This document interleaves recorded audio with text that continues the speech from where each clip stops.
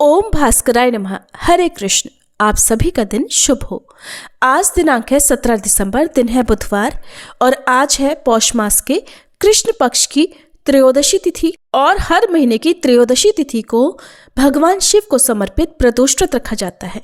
त्रयोदशी तिथि आज पूरा दिन रहने के बाद देर रात या कहें तो अगले दिन सुबह 2:32 पर समाप्त होगी। बुधवार को त्रयोदशी तिथि पूरा दिन रहने वाली है और आज ब्रह्म मुहूर्त सुबह 5:30 से 6:18 तक रहेगा।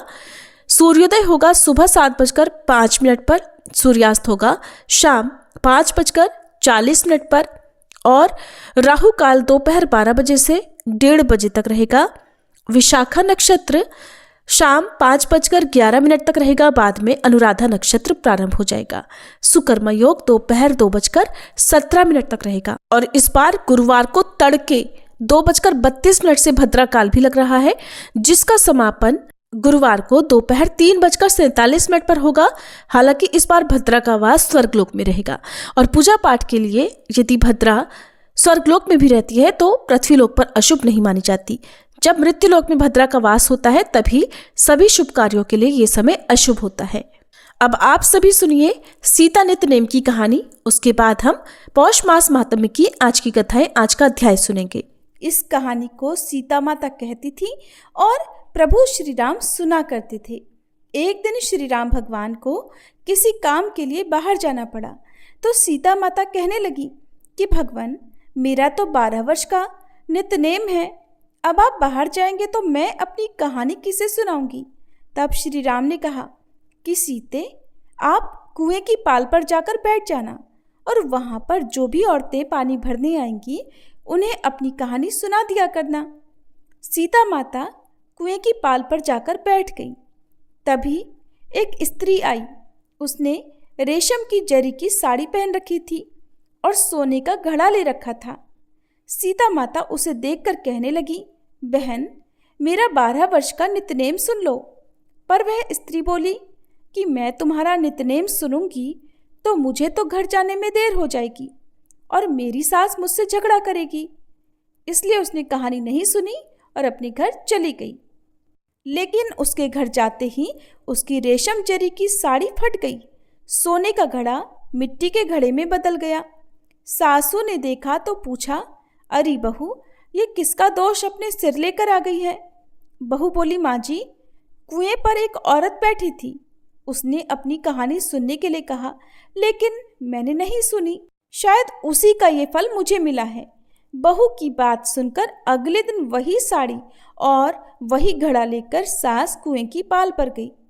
सास को वहीं पर सीता माता बैठी मिली तो माता सीता ने कहा, बहन, मेरी कहानी सुन लीजिए। सासू बोली, एक बार छोड़, मैं तो 4 बार कहानी सुन लूंगी।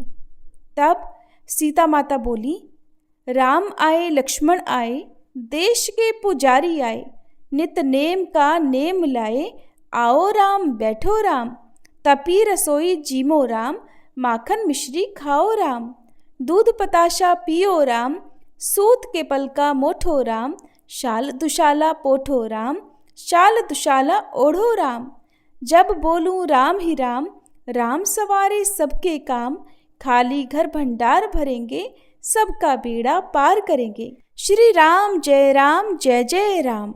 सासू बोली, बहन, कहानी तो बहुत अच्छी लगी।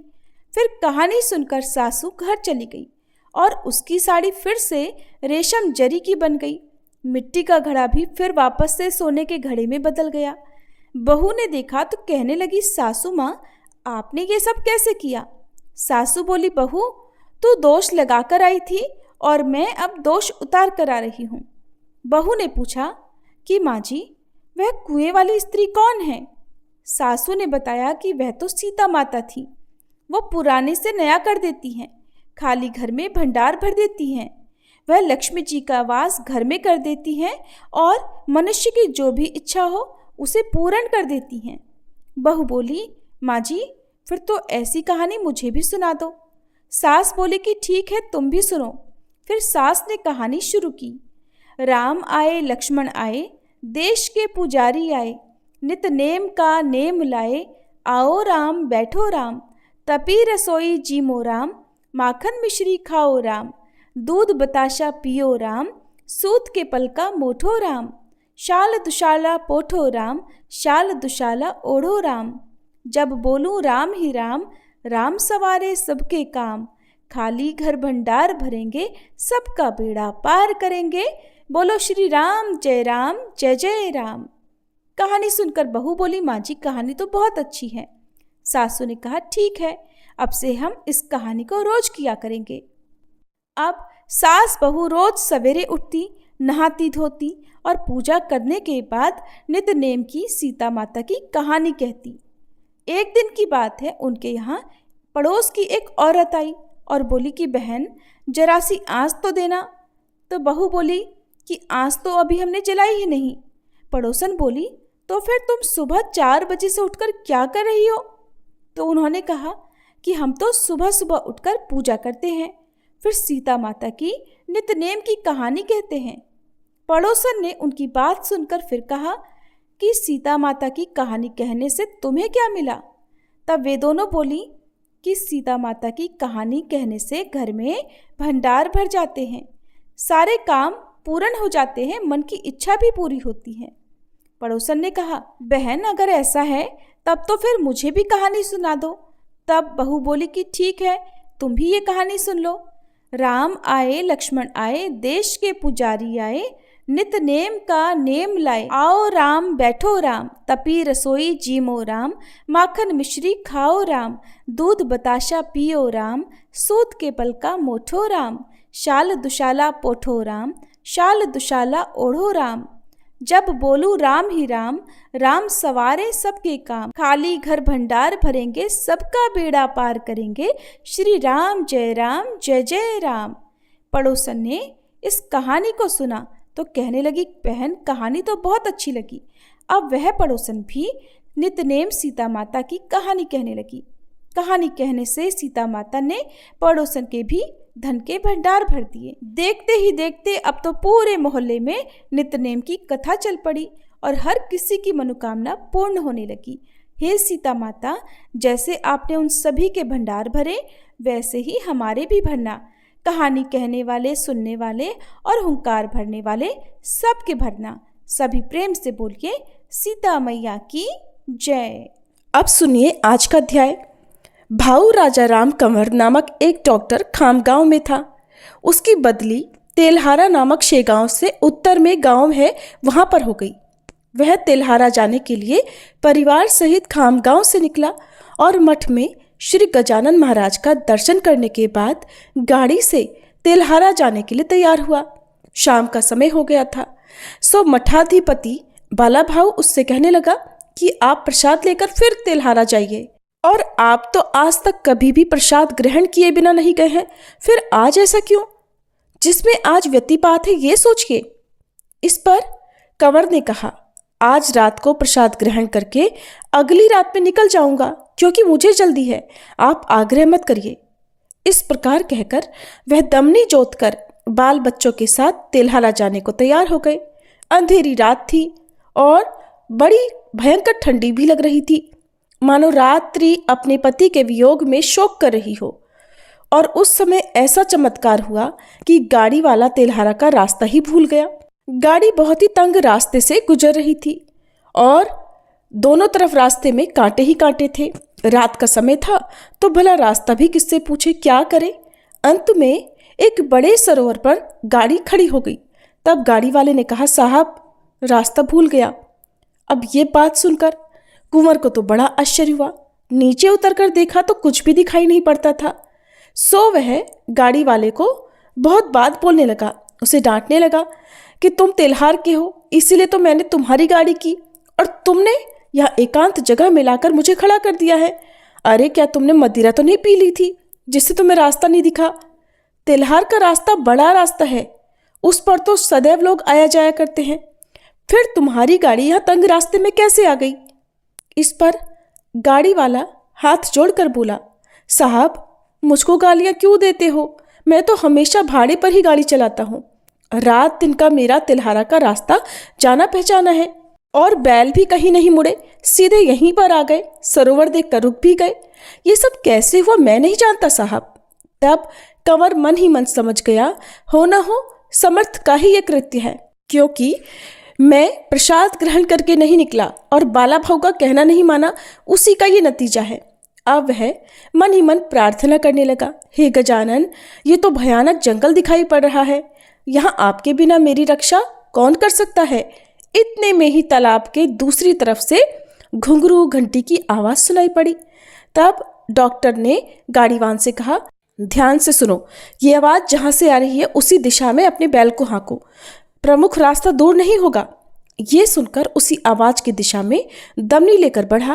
कांटे भरे रास्ते में किसी तरह से बैलों को हाँककर वह मेन रास्ते पर जा पहुंचा।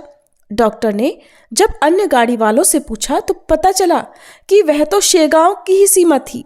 अब डॉक्टर ने कंवर से कहा, गाड़ी को शेगांव वापस लेकर चलो, क्योंकि इतनी रात गए भटकने के बाद भी वे अभी तक शेगांव की ही सीमा में भटक रहे थे। तो सूर्योदय के समय कंवर शेगांव पहुंचा। वहां जाकर सारा वृतांत बाला भाऊ से बताया। ये सुनकर बाला भाऊ ने कहा, व्यतिपात में आपको महाराज ने जाने ही नहीं दिया, ये ठीक हुआ। आज व्यतिपात का योग है, आज प्रसाद ग्रहण करके फिर कल तेल्हारा जाना, और प्रसाद का परित्याग तो भूल कर भी कभी भी नहीं करना चाहिए। आप समर्थ के भक्त हो, इसीलिए तो उन्होंने आपको बचा लिया और आपको वापस लेकर आ गए। मनुष्य के सारे प्रयास सफल ही होंगे ऐसा कोई निश्चय तो नहीं। संत के मन में जो होगा वही होकर रहेगा। इसीलिए महाराज के चरणों में श्रद्धा रखकर अब प्रसन्न हो जाओ, स्वस्थ हो जाओ। इस तरह कंवर फिर दूसरे दिन प्रसाद लेकर तेल्हारा गया। रतनसा नामक एक भावसार जाति का गृहस्थ था। उसका दिनकर नाम का 1 वर्ष का एक लड़का था। उसको मुडुदुस की बीमारी हो गई। ये सुखंडी रोग अक्सर बालकों को ही होता है और महाराष्ट्रीय भाषा में इसको सटवी भी कहते हैं। बच्चा उस रोग के कारण एकदम सूख गया था, केवल त्वचा रह गई थी। सारी अस्थियां अपना अस्तित्व त्वचा के बाहर से ले आने लगी। इसको सूखा रोग भी कहते हैं। बड़े बड़े वैद्य आए किंतु कोई फायदा नहीं हुआ। उसे लगातार बुखार रहता, दूध पानी भी उसका छूट गया। वैद्यों ने रतनसा से कहा कि अब ये तुम्हारे हाथ नहीं लग सकता, इसका बचना तो मुश्किल है और इसे औषधि देना भी व्यर्थ है। साध्य साध्यता का विचार अवश्य करना चाहिए, भला कहीं समुद्र पर पुल बांध सकता है।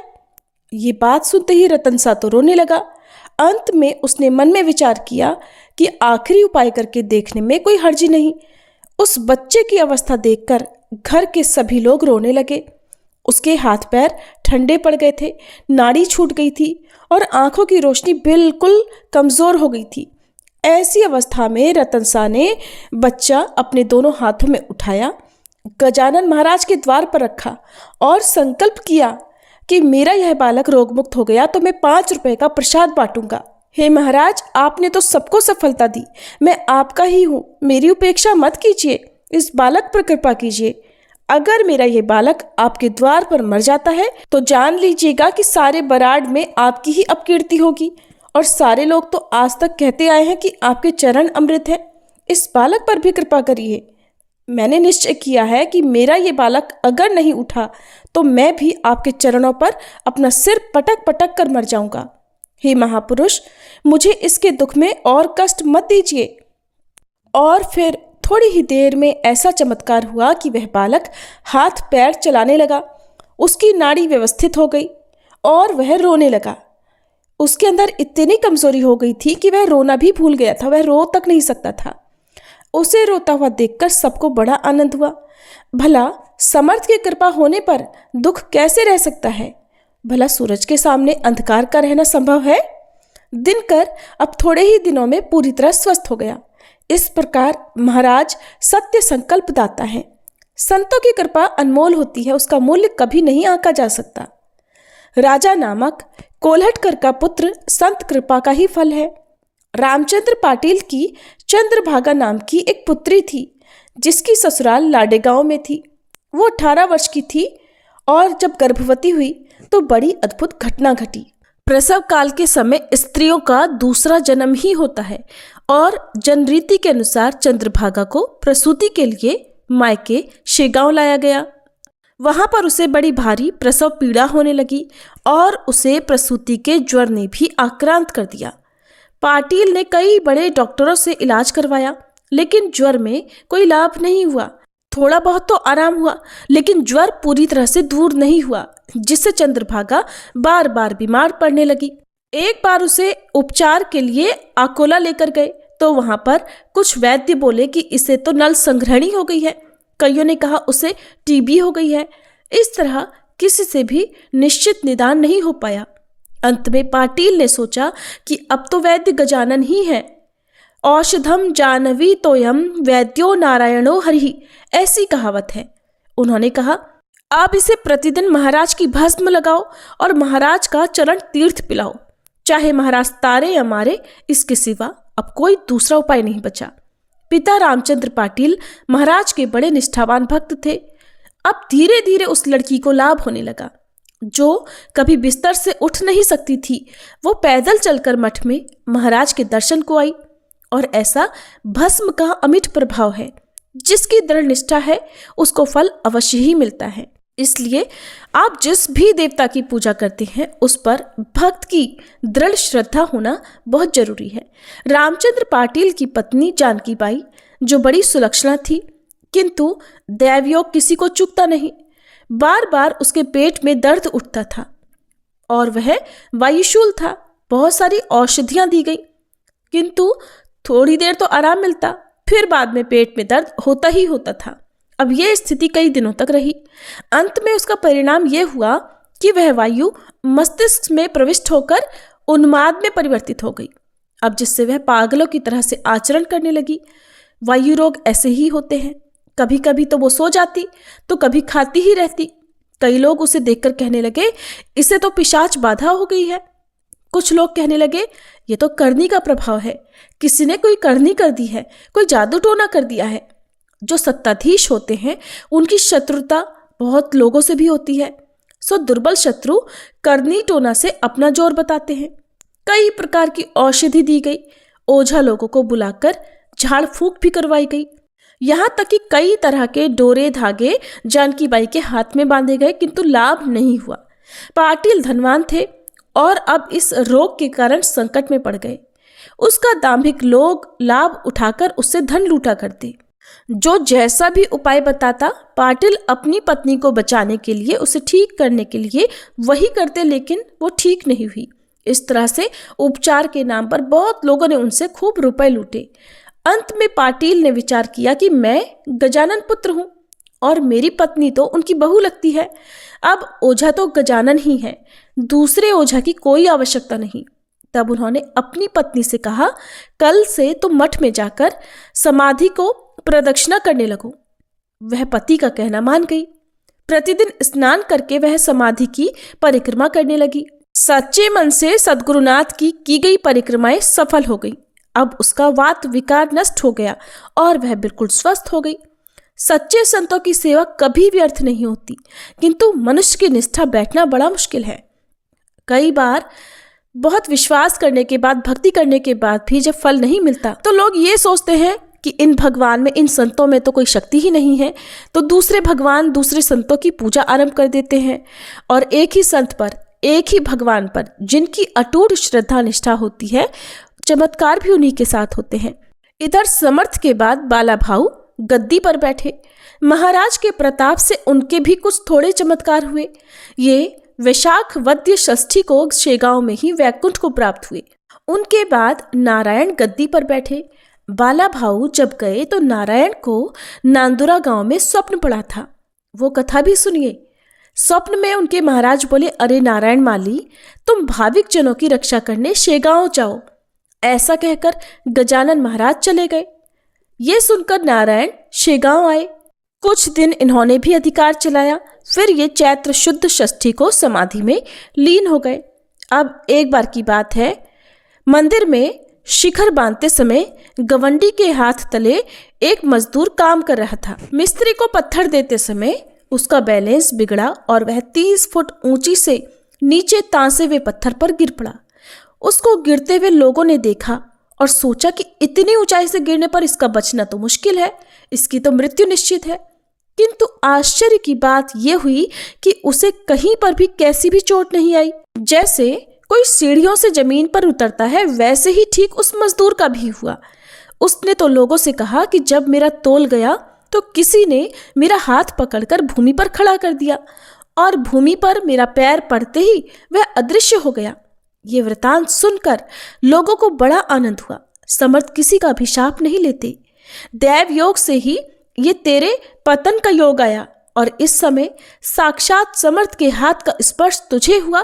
भला ऐसा किसी का भाग्य कहाँ। और फिर एक राजपूतनी जयपुर से शेगांव आई। उसको पिशाच बाधा थी। उसको जयपुर में दत्तात्रेय जी ने आने की सलाह दी कि इस रामनवमी के दिन तुम शेगांव जाओ। वहां पर संत गजानन महाराज जागृत देव हैं। वे तेरे पिशाच को मुक्ति देंगे। और ऐसा दृष्टांत होने पर अपने 2 पुत्रों को लेकर वह राजपूतनी शेगांव में आई। प्रतिपदा से ही उत्सव का आरंभ हुआ और नवमी में अपार जन समुदाय वहां इकट्ठा हो गया। बड़ी भारी भीड़ इकट्ठा हुई। सभा मंडप का काम चल रहा था। बड़े घड़े हुए स्तंभ खड़े किए गए थे और ये सब संगमरमर के पत्थर थे, जो हर एक स्तंभ 5 फुट ऊंचा और 1.5 फुट चौड़ा था। उत्सव के कारण भक्तों ने काम बंद कर दिया था। स्तंभ केवल खड़े किए गए थे। श्री रामचंद्र जी का जन्म हुआ और प्रसाद के लिए प्रचंड जन समुदाय उमड़ पड़ा, जिसका तो वर्णन ही नहीं किया जा सकता कि कितनी भीड़ थी। ऐसी भीड़ में वह राजपूतनी एक स्तंभ के सहारे से खड़ी थी, किंतु उल्टा ही हुआ। वह स्तंभ जिसके सहारे वो खड़ी हुई थी, वह स्तंभ तो ठीक उसी के ऊपर गिर पड़ा और वह उस स्तंभ के खंभे के नीचे दब गई। सब लोग सोचने लगे, इतने भारी भरकम स्तंभ के नीचे ये दबी है, ये तो मर ही गई होगी। लेकिन वह स्त्री मरी नहीं, बल्कि पहले की तरह स्वस्थ होकर जयपुर गई। उसे कुछ भी नहीं हुआ और वह आनंद पूर्वक रहने लगी। ऐसा स्वामी गजानन का अमिट प्रभाव है। जब लोगों ने उसे खंबे के नीचे दबा देखा तो सब लोग कहने लगे, कहाँ की है ये, कौन है? अरे अरे, इसके साथ तो 2 बच्चे भी नीचे दबे हुए दिख रहे हैं। फिर 10-20 जनों ने मिलकर उस भारी भरकम स्तंभ को उठाया, उसके मुख में जल डाला और फिर उपचार करने के लिए महिला चिकित्सालय में भेजा। उस समय सई बाटी मोटे चिकित्सालय में लोबो नाम की एक महिला डॉक्टर थी। उस समय में वह प्रसिद्ध सर्जन थी। उसने उस राजपूतनी पर सामान्य उपचार किया और उसे भेज दिया और कहा कि इसे तो कहीं भी चोट नहीं लगी है, बल्कि ये तो पूरी तरह से स्वस्थ है। वो क्रिश्चियन डॉक्टर यीशु ख्रिस्त की बड़ी भक्त थी। वास्तव में ये आश्चर्यजनक घटना है कि इतना भारी, इतना वजनदार स्तंभ उस पर गिरा और उसे बिल्कुल चोट नहीं आई। अरे, वो सुरक्षित रह कैसे पाई? इस घटना का कारण शायद ये है कि जो स्तंभ गिरा वह उस पिशाच को मुक्त करने के लिए गजानन महाराज ने ही गिराया होगा। यद्यपि लौकिक लोगों की दृष्टि में वह स्तंभ राजपूतनी के शरीर पर गिरा था, किंतु वास्तव में वह उस पर नहीं गिरा, बल्कि उसके शरीर में जो पिशाच था उस पर गिरा और वह मुक्त हो गया। और वह स्त्री पहले की तरह स्वस्थ होकर जयपुर में गई और आनंद पूर्वक रहने लगी। ऐसा स्वामी गजानन का अमिट प्रभाव है। कृष्णाजी पाटिल के पुत्र रामचंद्र पाटिल, जो महाराज के परम भक्त थे, इन्होंने अंत तक मंदिर का कार्यवहन करके महाराज की सेवा की। इनके घर पर एक रोज मध्याह्न के समय एक साक्षात्कारी गोसाई के रूप में आए और रामचंद्र पाटिल को आवाज दी कि मुझे भूख लगी है, कुछ भोजन मिलेगा क्या? पाटिल बड़े भाविक वृत्ति के थे। गोसाई की आवाज सुनकर वह बाहर आए और बड़ी बारीकी से उसको देखा तो वह इस निश्चय पर पहुंचा कि हो न हो ये तो गजानन महाराज जी ही हैं। गोसाई का हाथ पकड़कर घर में लाकर पीढ़े पर बिठाया और यथाविधि पूजन किया। गोसाई ने पाटिल से कहा, बच्चा, आज मैं जानबूझकर तुम्हें कुछ बताने के लिए आया हूं। ध्यान देकर सुनो। ग्रीष्म काल में गोदावरी का जल थोड़ा सूख जाता है, वैसे ही ये हुआ है। तुम धन की चिंता मत करो, वह समाप्त हो जाएगा। श्री हरि की कृपा रूपी मेघ वर्षा से ये सब होगा। जहां पर मेरा जूठन गिरता है वहां किसी चीज की कोई कमी नहीं होती। थाल परोस कर लाओ, सुग्रास भोजन दो और इच्छा हो तो एकाध वस्त्र मेरे शरीर पर डाल दो। याचक की हुई पूजा और दक्षिणा, उसे दिया हुआ अन्न साक्षात नारायण को प्राप्त होता है, क्योंकि श्रुति कहती है अतिथि देवो भव, किंतु वह अतिथि शुद्ध होना चाहिए। उसके बिना ये कौतुक असंभव है। अब पाटिल थाल परोस कर लाया। फिर गोसाई ने बड़े प्रेम से भोजन किया। उस पर उसके हाथ पर पाटिल ने दक्षिणा के रूप में 5 रुपए रख दिए। तब गोसाई ने कहा, पाटिल, हम बैरागी हैं, ये दक्षिणा मुझे नहीं चाहिए। दक्षिणा के रूप में आप वचन दीजिए कि गजानन के मठ का कार्यवहन तुम ही करोगे, यही मेरी दक्षिणा होगी। मैं तो बस यही बताने को आया हूँ। समर्थ सेवा रूप दक्षिणा देने वाला तुम्हारे बिना दूसरा वर्तमान में कोई नहीं है। तुम्हारी पत्नी जो बार बार बीमार पड़ती है, वो भी इस दक्षिणा से रोगमुक्त हो जाएगी। तुम अपने पुत्र को बुलाओ। उसके गले में मैं एक ताबीज बांधूंगा, जिससे उसे कभी कोई बाधा नहीं होगी, क्योंकि सत्ता संसार में बैर का मूल्य है। पानी ही पानी का शत्रु होता है। तुम्हारी पाटिल की वतनदारी अवश्य ही संभालो। वो एक प्रकार का कवच होगा। उसका उपयोग बड़ा संभाल कर करना। किसी का द्वेष मत करना और सन्नीति कभी मत छोड़ना। वर्तमान शासन के विरुद्ध कभी मत जाना और उसी तरह दाम्भिक और संतों की पहचान करके व्यवहार करना। ऐसा आचरण करने पर साक्षात लक्ष्मीपति तुम्हारे ऋणी रहेंगे और ये मेरा वचन तुम सत्य समझो। आवक के अनुसार ही खर्च करो। संत का अपमान करने पर ईश्वर क्रोधित हो जाते हैं, सो सच्चे संत का कभी अपमान मत करना। संत चरणों में प्रेम करो। अपने वंशजों की कमी कभी अपने मन में ना रखना। ऊपरी व्यवहार में भले ही क्रोध कर लेना, लेकिन हृदय में सदा दया रखना। जैसे कटहल के फल पर ऊपर कांटे होते हैं, लेकिन उसके अंदर स्वादिष्ट और मधुर पुष्ट गिरी होती है। मैं तो हमेशा तुम्हारे पीछे खड़ा हूं। ऐसा कहकर गले में ताबीज बांधकर गोसाई रास्ते पर चल पड़ा और अदृश्य हो गया। पाटिल ने सोचा कि स्वयं गजानन महाराज जी ही मुझे उपदेश देने गोसाई रूप में आए थे। रात्रि को स्वप्न में आकर पाटिल की शंका का निवारण हुआ। ऐसे श्री गजानन महाराज भक्त वत्सल हैं। यह गजानन महाराज का चरित्र परम पवित्र और तारक है, किंतु दृढ़ निष्ठा होना जरूरी है। ऐसी होती है संतों की महिमा। ये था आज का प्रसंग। आपको कथा कैसी लगी कमेंट करके जरूर बताइएगा। आप सुनिए लपसी और तपसी की कहानी, फिर आप सुनेंगे चालीसा पाठ। एक बार एक लपसी था, एक तपसी था। तपसी हमेशा भगवान की तपस्या में लीन रहता था। लपसी रोजाना 1.25 सेर की लापसी बनाकर भगवान को भोग लगाकर जीम लेता था। एक दिन वे दोनों आपस में झगड़ा करने लगे। तपसी बोला, मैं रोज भगवान की तपस्या करता हूँ, इसलिए मैं बड़ा हूँ। लपसी बोला, मैं रोज भगवान को 1.25 सेर लापसी का भोग लगाता हूँ, इसलिए मैं बड़ा हूँ। नारद जी वहां से गुजर रहे थे। दोनों को झगड़ा करता देख उनसे पूछा कि तुम दोनों झगड़ा क्यों कर रहे हो। तब लपसी ने खुद को बड़ा होने का कारण बताया और तपसी ने भी खुद को बड़ा होने का कारण नारद जी को बताया। सुनकर नारद जी बोले, तुम्हारा फैसला तो मैं कर दूंगा। दूसरे दिन लपसी और तपसी स्नान कर अपनी रोज की भक्ति करने आए तो नारद जी ने छुपकर 1.25 करोड़ की एक अंगूठी उन दोनों के आगे रख दी। तपसी की नजर जब अंगूठी पर पड़ी तो उसने चुपचाप अंगूठी उठाकर अपने नीचे दबा ली। उधर लपसी की नजर भी अंगूठी पर पड़ी, लेकिन उसने ध्यान नहीं दिया और भगवान को भोग लगाकर लापसी खाने लगा। नारद जी जब सामने आए तो दोनों ने पूछा, बताइए नारद जी, हम दोनों में से कौन बड़ा है। तब नारद जी ने तपसी से खड़ा होने को कहा। वह खड़ा हुआ तो उसके नीचे दबी हुई अंगूठी दिखाई पड़ी। नारद जी ने तपसी से कहा, तपस्या करने के बाद भी तुम्हारी चोरी करने की आदत नहीं गई, इसलिए लपसी बड़ा है और तुम्हें तुम्हारी तपस्या का भी कोई फल नहीं मिलेगा।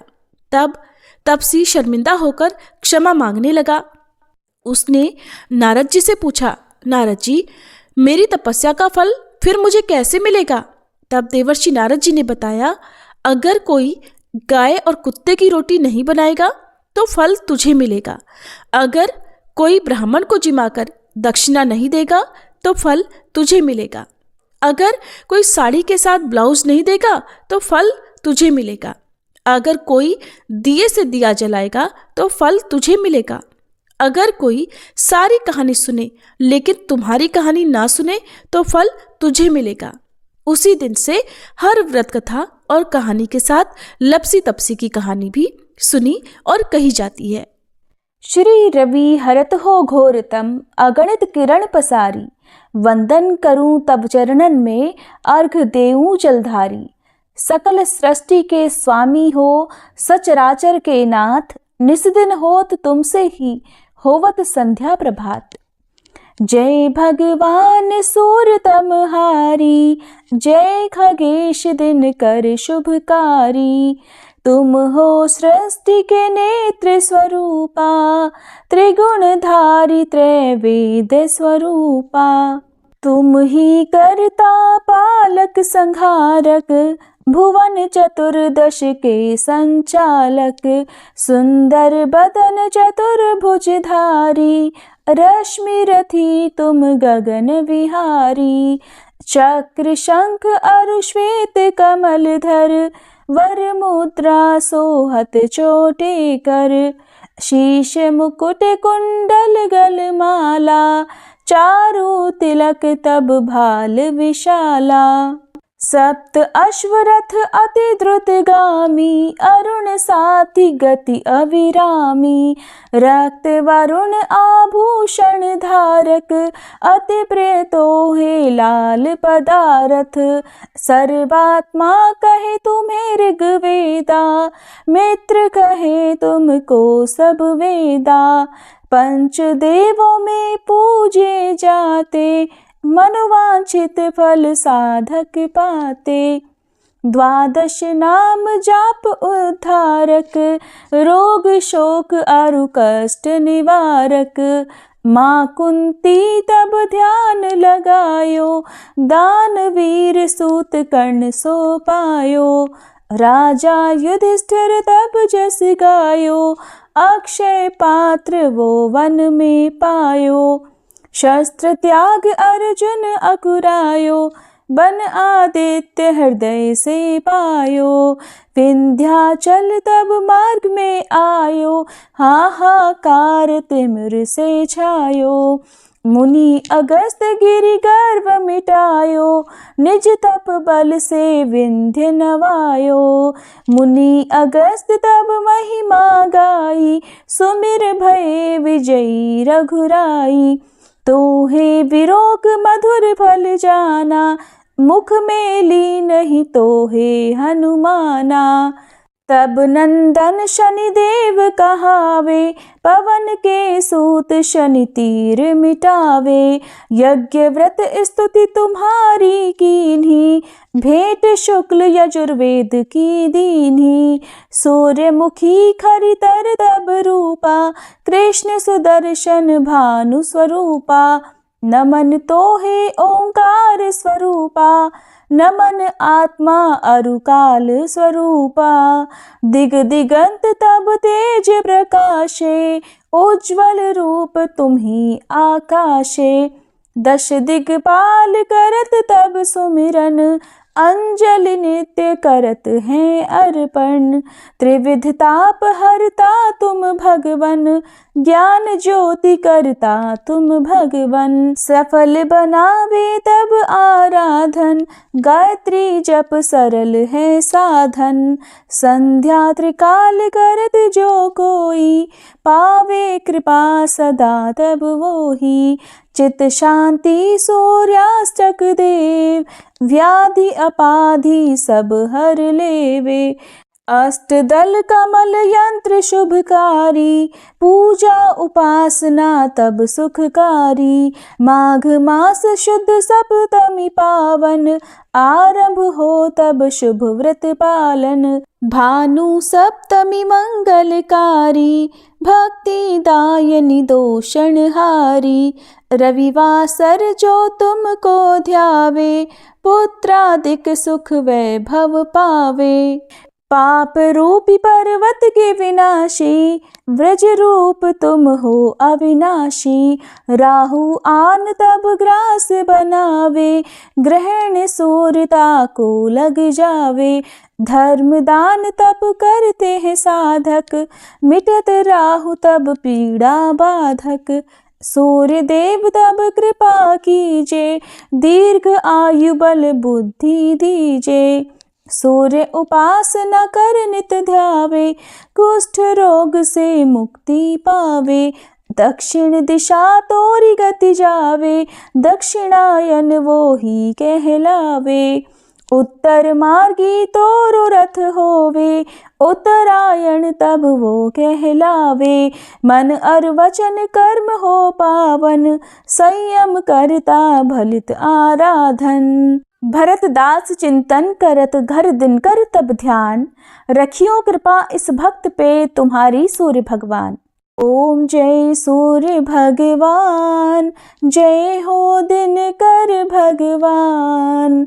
जगत के नेत्र स्वरूपा, तुम हो त्रिगुण स्वरूपा। धरत सब ही तब ध्यान, ओम जय सूर्य भगवान।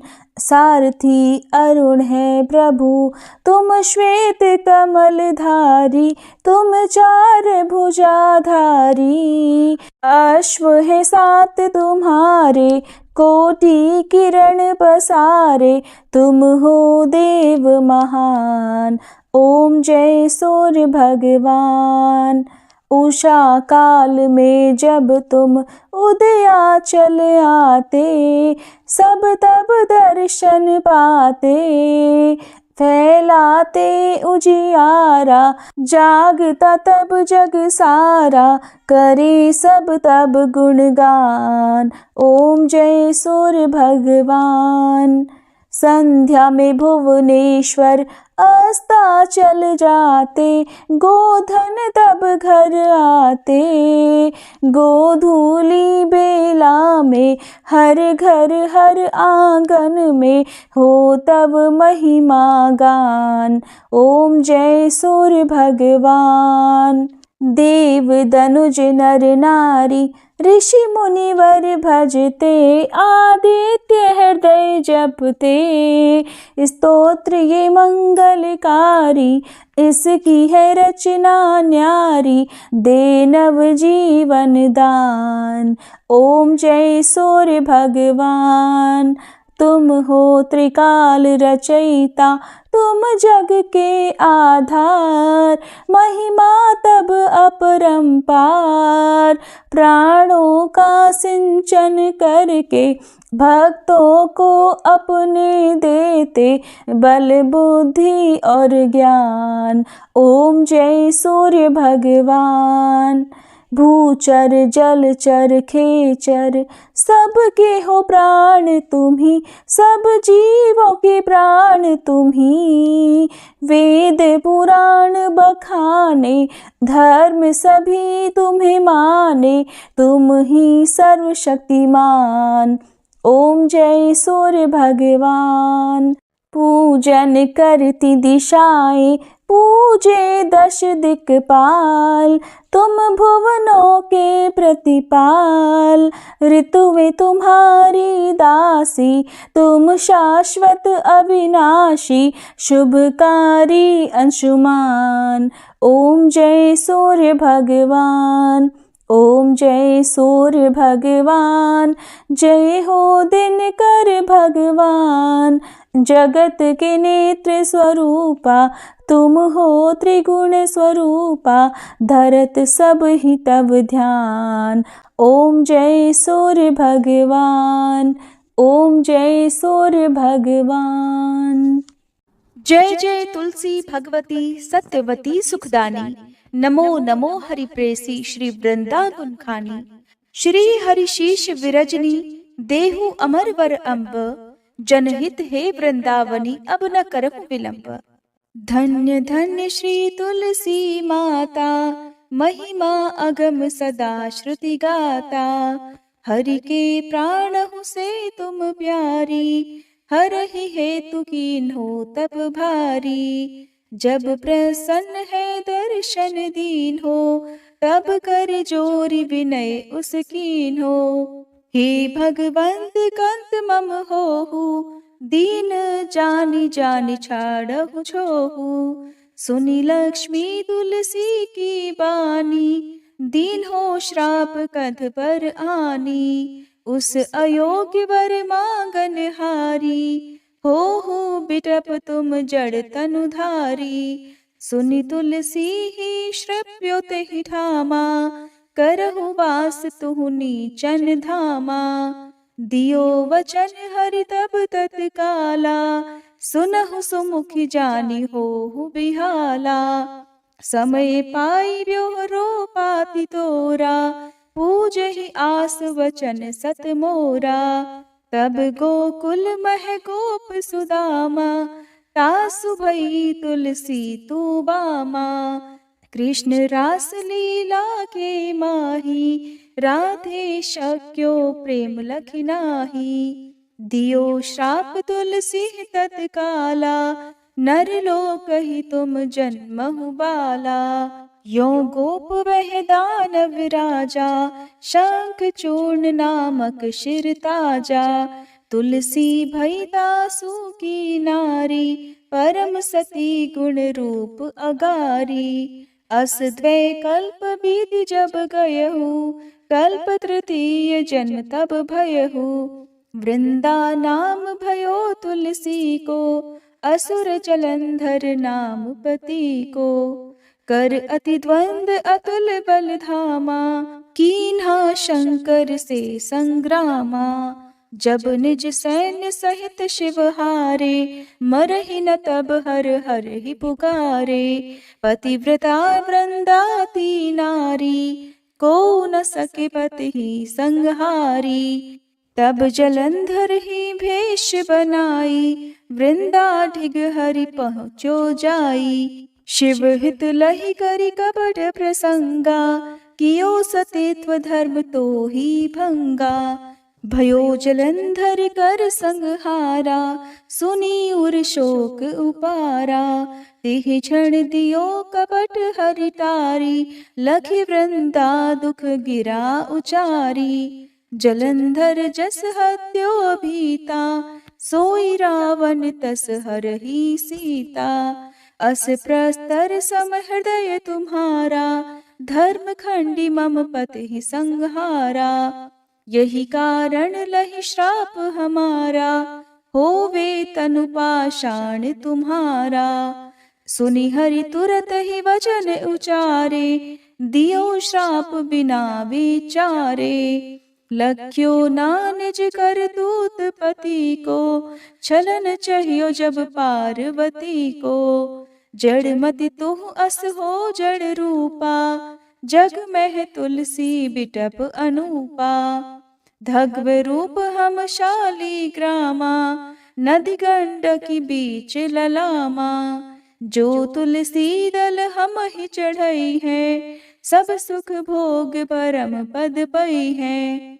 बिनु तुलसी हरि जलत शरीरा, अतिशय उठत शीश उर पीरा। जो तुलसी दल हरि शिर धारत, सो सहस्त्र घट अमृत डारत। तुलसी हरि मन रंजनिहारी, रोग दोष दुख भंजनिहारी। प्रेम सहित हरि भजन निरंतर, तुलसी राधा में नाही अंतर।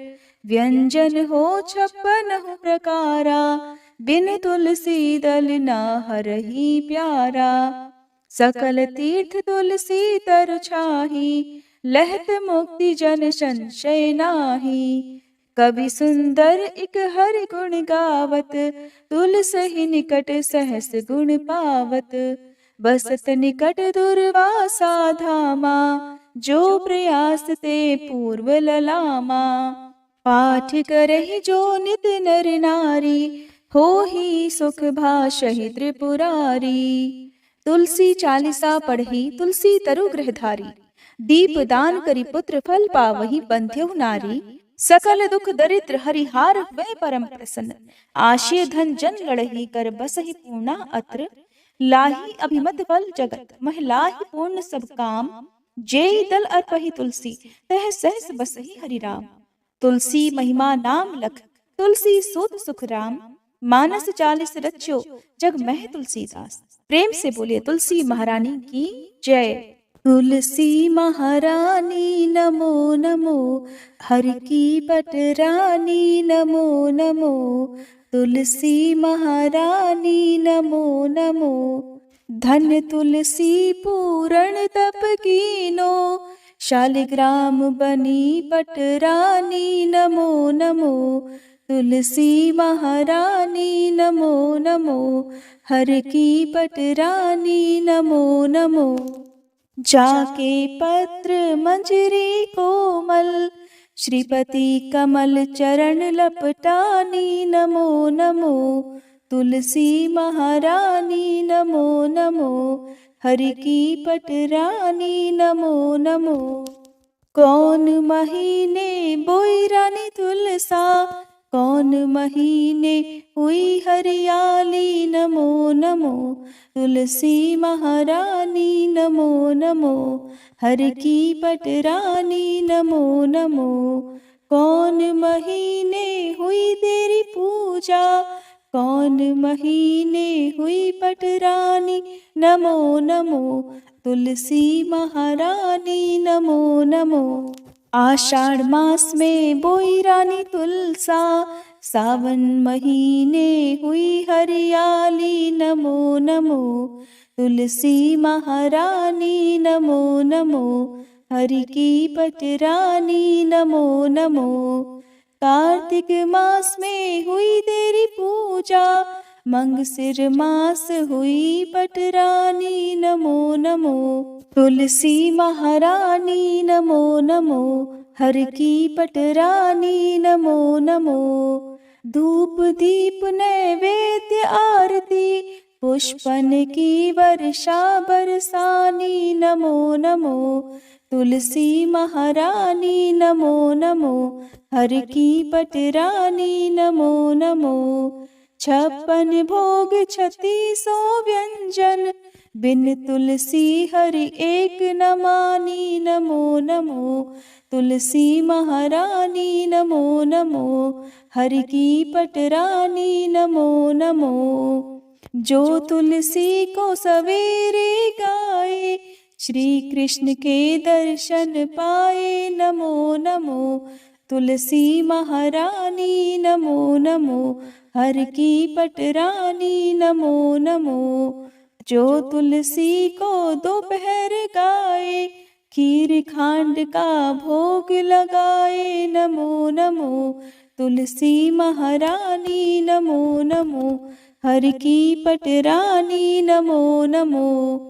जो तुलसी को सांझ को गाए, श्री कृष्ण की आरती उतारे नमो नमो। तुलसी महारानी नमो नमो, हर की पटरानी नमो नमो। जो तुलसी को रात को गाए, श्री कृष्ण के चरण दबाए नमो नमो। तुलसी महारानी नमो नमो, हर की पटरानी नमो नमो। सब सखी मैया तेरो यश गावे, भक्ति दान दी जय महारानी नमो नमो। तुलसी महारानी नमो नमो, हर की पटरानी नमो नमो। तुलसी महारानी नमो नमो, हर की पटरानी नमो नमो। प्रेम से बोलिए श्री कृष्ण भगवान की जय। तुलसी महारानी की जय।